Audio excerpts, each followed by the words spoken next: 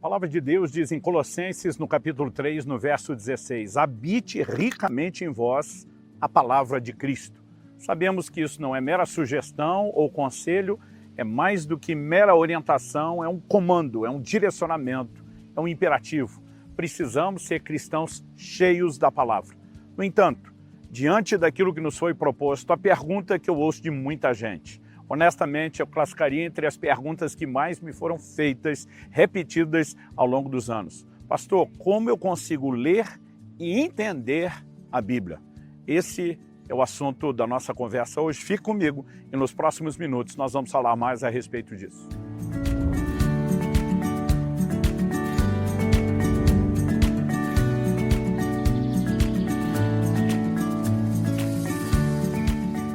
Estou hoje em Calgary, no Canadá, passando para trazer mais uma palavra ao seu coração. E eu quero tomar como ponto de partida uma palavra que o Senhor Jesus proferiu, na verdade, uma pergunta, um questionamento que nosso Senhor Jesus fez em Lucas, no capítulo 10, no verso 26. Jesus está diante de um intérprete da lei.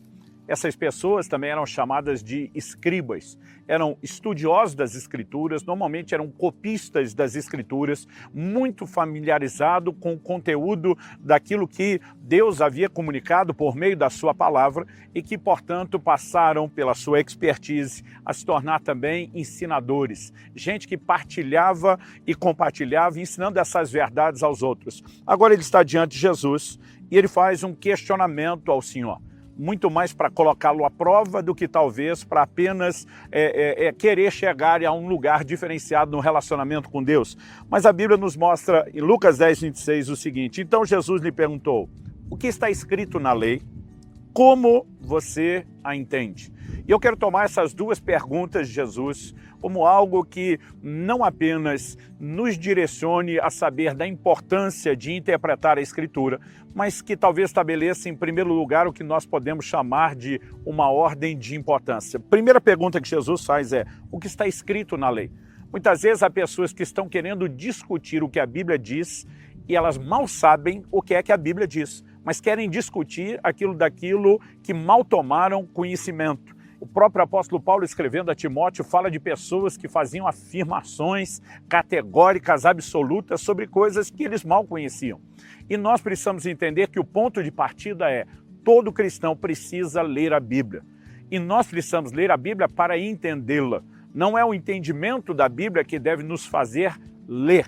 É sim a leitura que vai nos conduzir ao entendimento. Então, primeiro Jesus pergunta, o que é que está escrito? Depois de perceber que a pessoa tem base e fundamento, então faz sentido a segunda pergunta, como é que você entende aquilo que você já sabe que está escrito? Alguém me disse logo no início da minha caminhada com Deus, lá na adolescência, imagine que a sua leitura bíblica é como se você estivesse colocando sobre a mesa peças de um quebra-cabeça. Você simplesmente precisa juntar as peças e você precisa trazer todas as peças, senão você nunca vai conseguir montar o quadro todo. Depois, juntar as peças será o próximo desafio. O primeiro é tê-las. E eu gosto de dizer que a leitura bíblica, durante uma fase da caminhada cristã, ela não nos leva, a não ser aqueles textos e declarações que são muito claros, específicos, explícitos, né? Quando o Senhor Jesus está dizendo que nós temos que amar o inimigo, não há muita coisa para ser discutida ou para ser interpretada.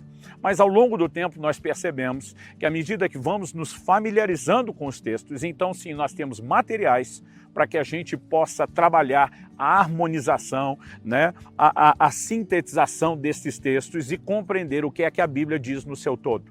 Porque para que a gente possa dizer que a Bíblia afirma algo, não basta citar um versículo que não esteja de acordo com o restante das Escrituras. Se ser bíblico fosse meramente citar um versículo, então toda a pregação que existe por aí é bíblica e, honestamente, tem muito veneno sendo derramado sobre as pessoas em nome de algo que supostamente seria bíblico. Se citar um texto fizesse de uma declaração, uma afirmação, algo bíblico, a tentação de Satanás para Jesus no deserto seria bíblica, porque ele cita o Salmo 91, né? Ele diz para o Senhor Jesus, por que é que você não pula lá do pináculo do templo? Pois está escrito, aos seus anjos dará ordem a teu respeito para que te guardem. E ele está citando ipsis literis uma porção das Escrituras. Mas aí você vai ver a resposta de Jesus. Jesus diz, também está escrito. E quando o Senhor Jesus diz, também está escrito, e cita a Escritura, não tentarás o Senhor teu Deus, Jesus está dizendo, Satanás, alto lá. Outras porções das Escrituras não sustentam a interpretação que você está fazendo desse versículo sozinho, desassociado do resto. Porque a verdade, nós costumamos dizer, ela está no todo. Então, o primeiro ponto é a pergunta de Jesus, o que é que está escrito na lei? Nós precisamos nos familiarizar. Então, eu vejo gente dizendo, não, eu fico lendo o Novo Testamento, porque o Velho Testamento é mais difícil de entender. Eu digo, ok, é um desafio para a sua interpretação, mas você precisa estar familiarizado. A maior parte das explicações dadas no Novo Testamento foram construídas citando textos do Antigo Testamento. Então, nós precisamos ler toda a palavra de Deus. Alguns dizem, não, mas lá não tem tanta promessa, não é tanta bênção, tem algumas coisas assim que são pesadas, do povo pecando, julgando. Toda a palavra de Deus, Paulo diz a Timóteo, é inspirada por Deus e nós precisamos do conteúdo todo.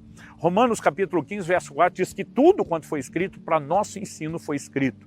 Então, meu conselho às pessoas é, leia a Bíblia toda, de capa a capa, não importa se você vai manter a ordem que está lá, mas o conteúdo completo, o máximo que você puder.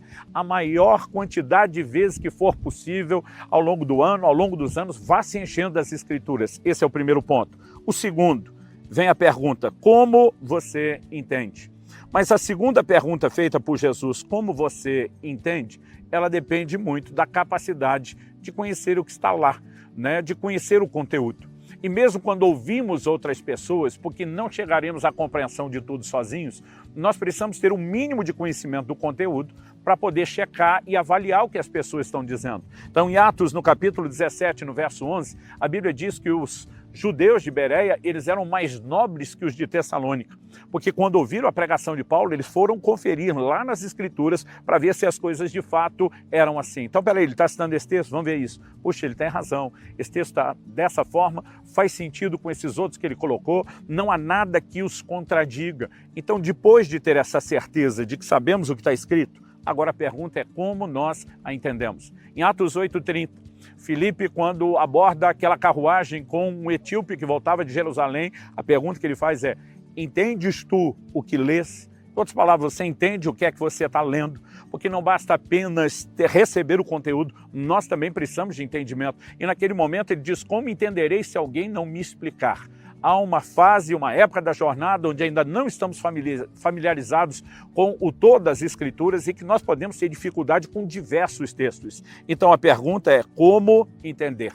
Então, eu já disse isso antes, quando falei sobre a necessidade de conhecer tudo e repito, considere o todo.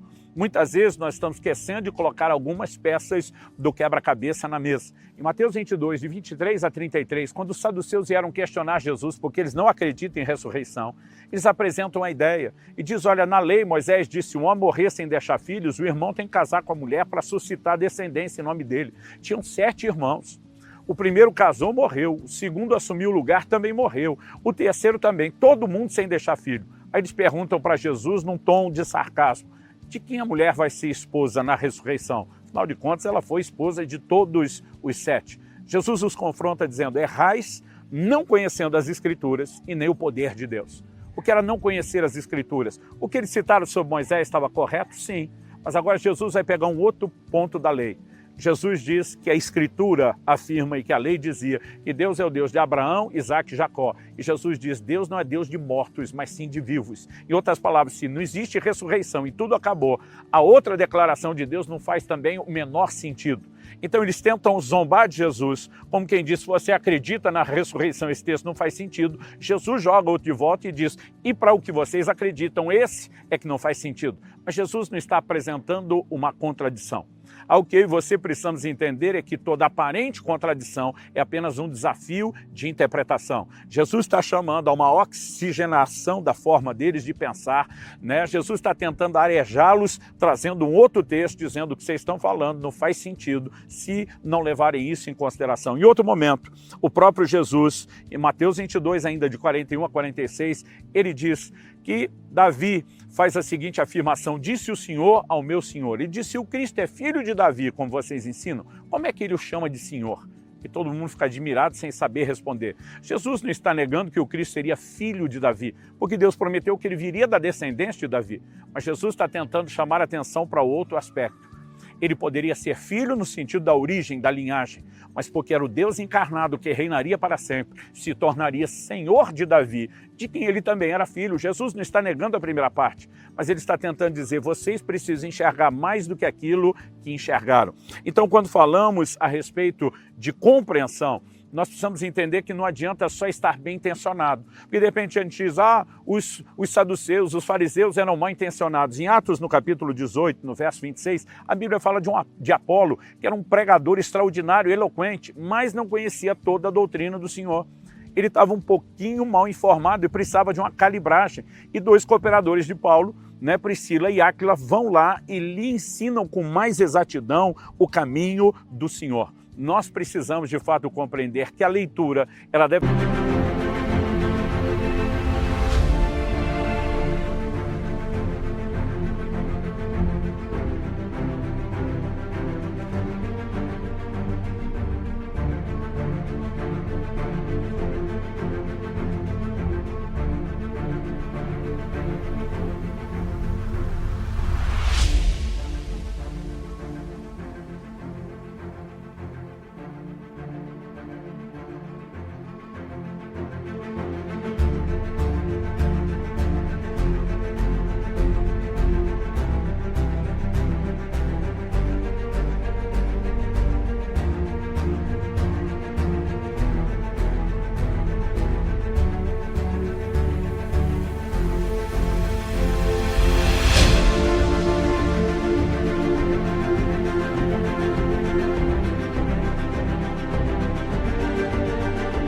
Começar imediatamente após a conversão. E quanto mais nós lemos, mais somos alimentados. Mas a capacidade de interpretar bem demandará tempo, demandará aprendizado, não só muita leitura, mas a capacidade de ir juntando peças, de fazendo questionamentos, e dessa forma nós vamos construindo a capacidade de ver o todo. Os primeiros anos da minha caminhada cristã, eu mirava só nas orientações que eram explícitas e práticas. Com o tempo, eu passei a procurar entender cada vez mais acuradamente o ensino das Escrituras como um todo. E eu posso te dizer que quanto mais aprendemos, quanto mais entendemos, mais empolgante, mais emocionante se torna a interpretação das Escrituras. São plenamente harmônicas, elas não se contradizem em absolutamente nada. No entanto, eu e você temos o desafio de seguir aprendendo e entendendo. Para isso, talvez a semelhança daquele etíope, você vai precisar da ajuda de outros. É por isso que o nosso próprio ministério trabalha gerando muito conteúdo, tentando conduzir as pessoas a reconhecer o que está escrito e a como compreendê-lo. Siga essa jornada com determinação, com dedicação, porque ela é extraordinária.